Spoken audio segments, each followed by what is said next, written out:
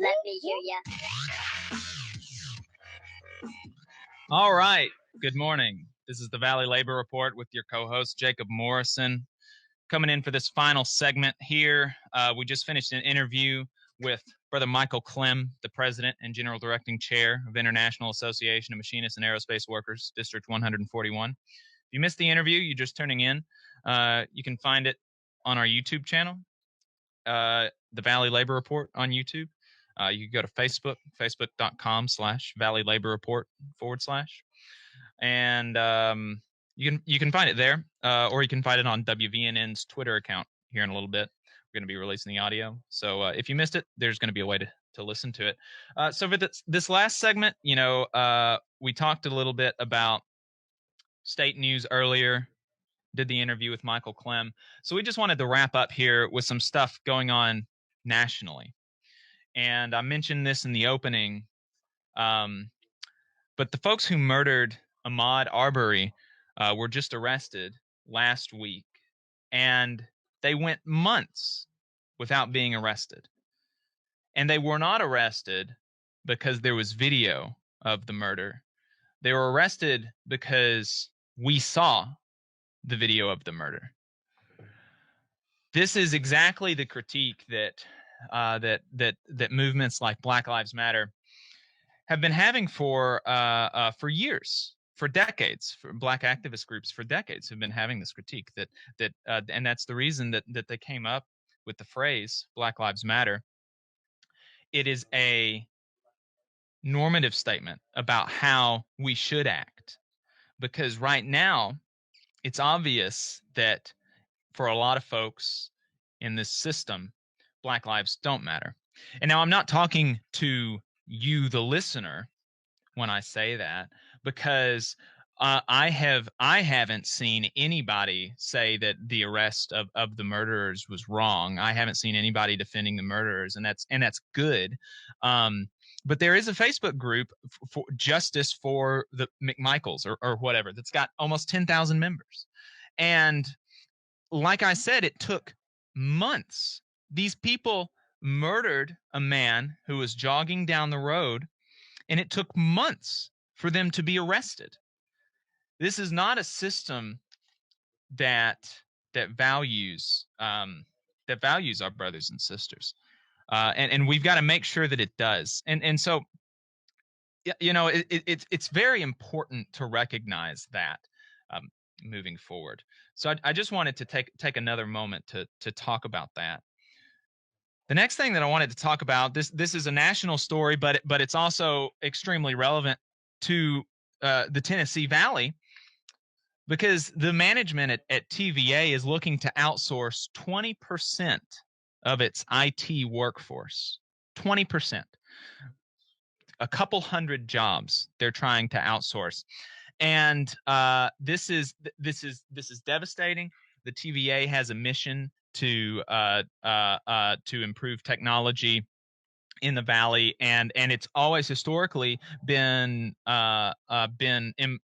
the people employed there have been Southerners, and it's been one of the best places to work. And it provides a good service for a good price. And the TVA is looking to outsource this. Now, there has been a bipartisan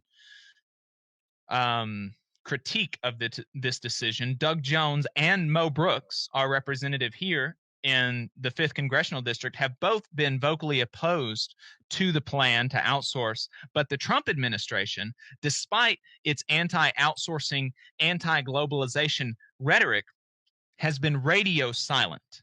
They have not mentioned it. Despite Mo Brooks, who is one of Donald Trump's biggest defenders, the Trump administration has been radio silent. And,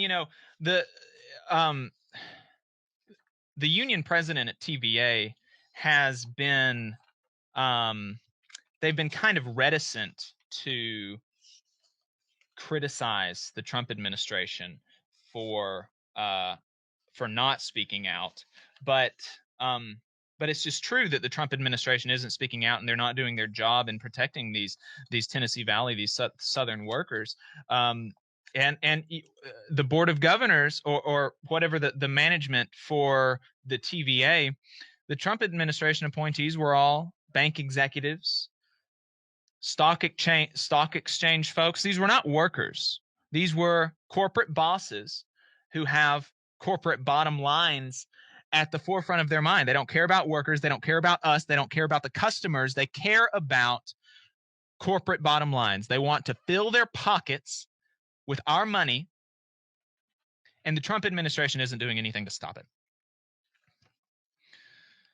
The war on the postal service is continuing, with David Williams resigning from the Board of Governors.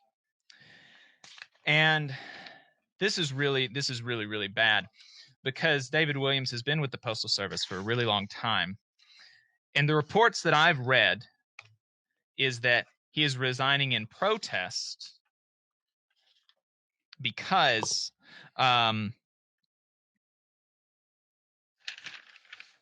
he's resigning in protest because he is protesting.